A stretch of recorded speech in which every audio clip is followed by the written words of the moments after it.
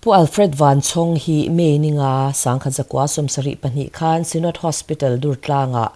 pu AV pa ku ngale pingur thanza mi sai lo le ti inkara alo pianga unaw palizi nga apathumna ani Government Aizawl College atangin BA azawa kumsang ni December ni soma khan Mary Lelthan pui chon pui nen Aizawl Temple Kora in nein fa pathum an neya an fa uber hi anau sen lain aboral hlau to thung pu Alfred Vanchhawng hian ahun masalama Sports and Youth Services Department a Adventure Winga athoka kumsang ni pali atangin atuina ber journalism alu chila Doordarshan Kendra Aizawl news stringerin aluta aboral khengin Doordarshan Kendra hian athok zuita ni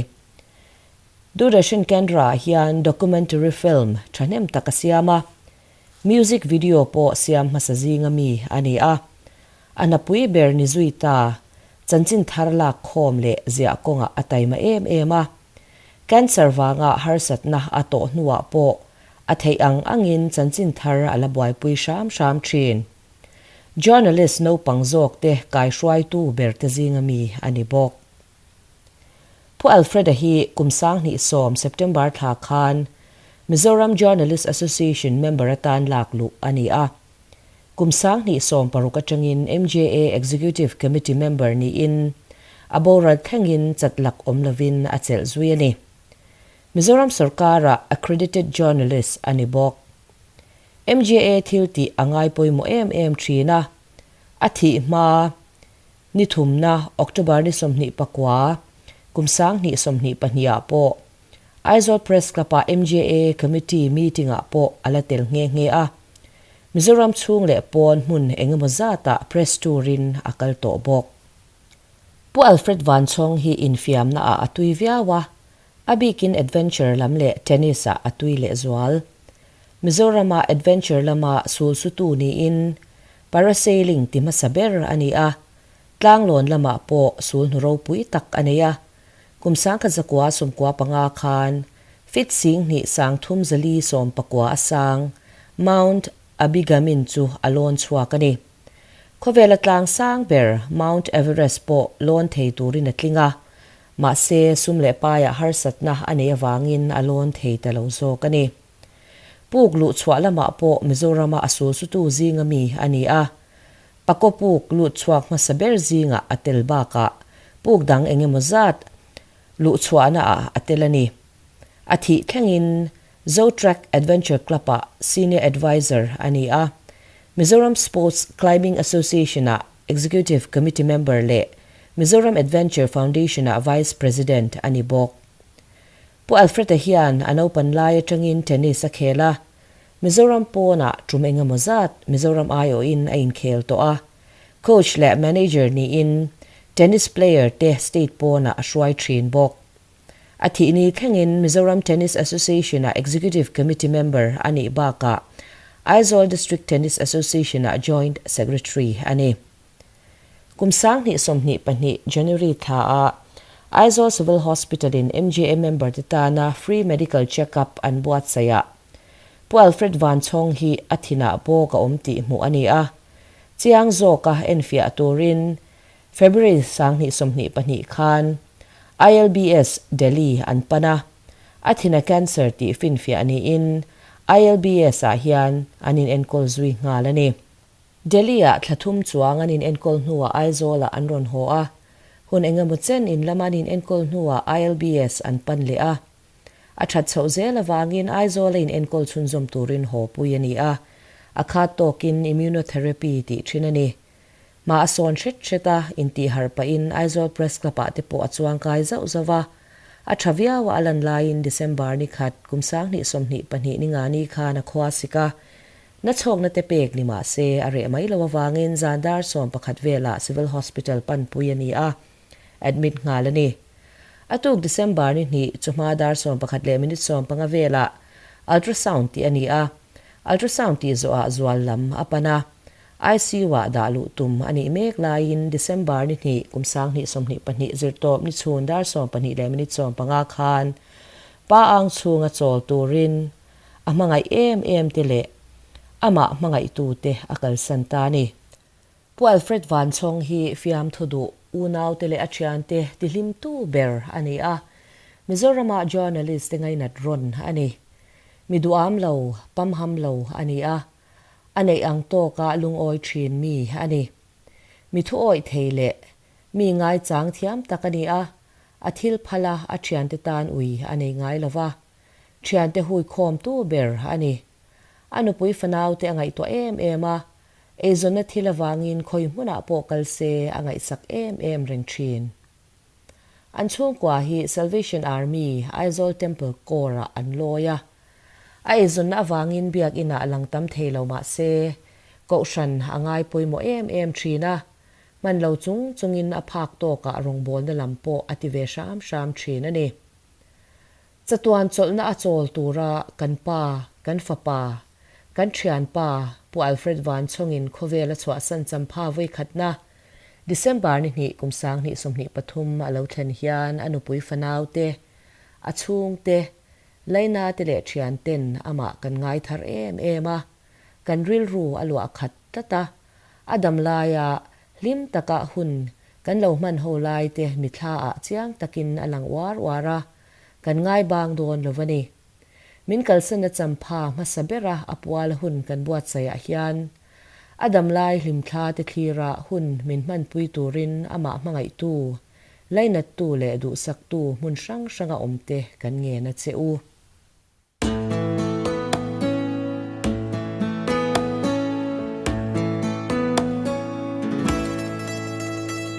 Dai ni len ko athim zwalo na ram noa zan kho thim o to ngai lo na mun noa lung ngai chum pui zin to lo na kho pui noa o chu ngai chu katan van alone eng ang tak ni ang mo kan khen ve hun chwa lui pui kam moi taka lung du te ne kan in to gang chan dam tu choi moi tu chu ngay chu katan van an mi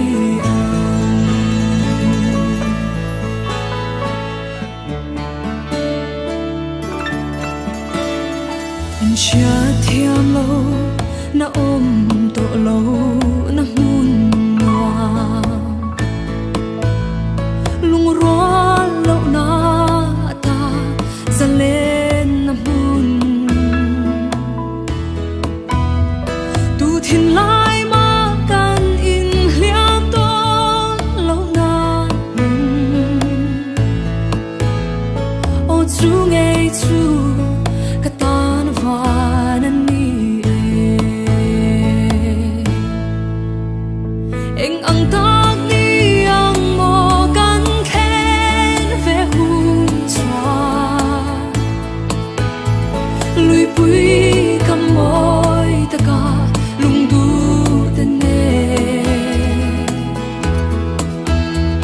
kan in to kan chan dam tu choi moi tu ri o chu ngay chu katan van an ni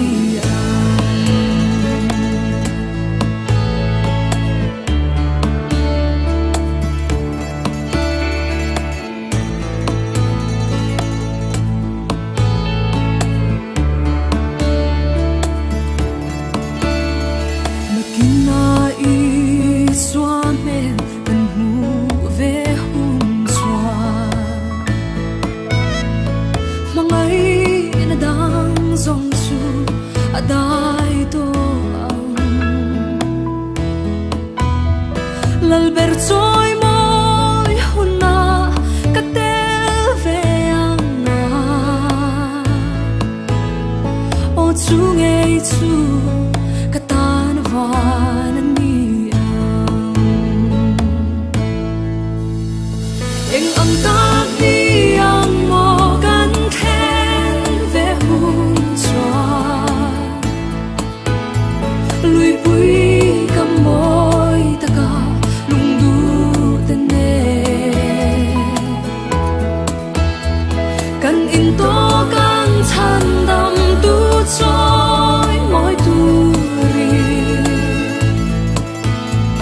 o chu ngei chu ka tan van ani kan in to kan chan dam tu choi moi tu ri o chu ngei chu ka tan van ani o chu ngei chu ka tan van ani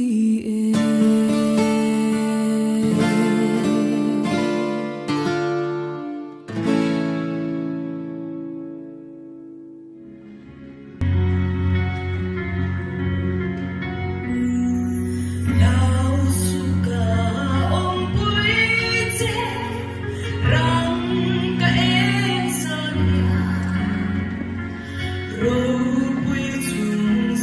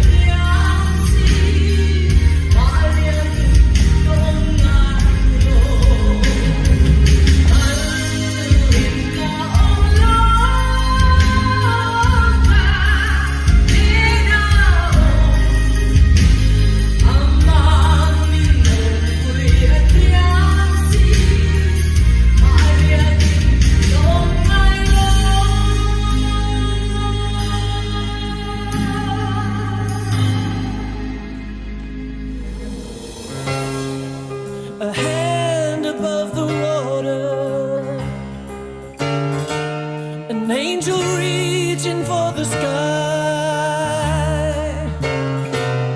Is it raining in heaven? Do you want us to cry? And everywhere the broken hearted, on every lonely avenue,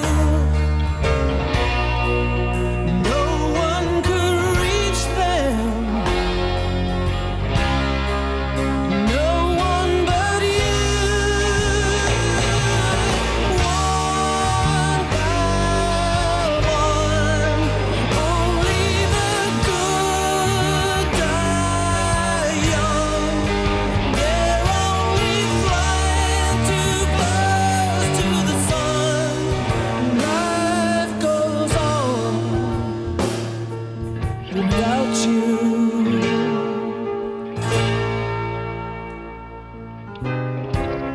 Another tricky situation. I get to drowning in the blues, and I find myself thinking, well, what would you do? Yes, it was such an operation, forever paying every due. Hell, you made a sensation. You found a way through. One by one, only the good die young. They're only flying too close to the sun. We'll remember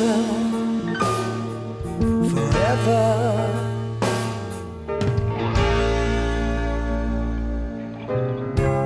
And now the party must be over. I guess we'll never understand the sense of your leaving was in the way it was planned. So we grace another table and raise our glasses one more time. Adventure Captain cùng số những tin là hit tin lung ta tin kalom pui chawa in kal na zet pura du sak ka sang der ka than chawa tin hei adventure hianin chu tam tam na thon tu lo ma kan chung na hel kong chuk so ha tak tak tak ta ko kan na tong thei ma se adventure awangin ne zel kan tum ron lia.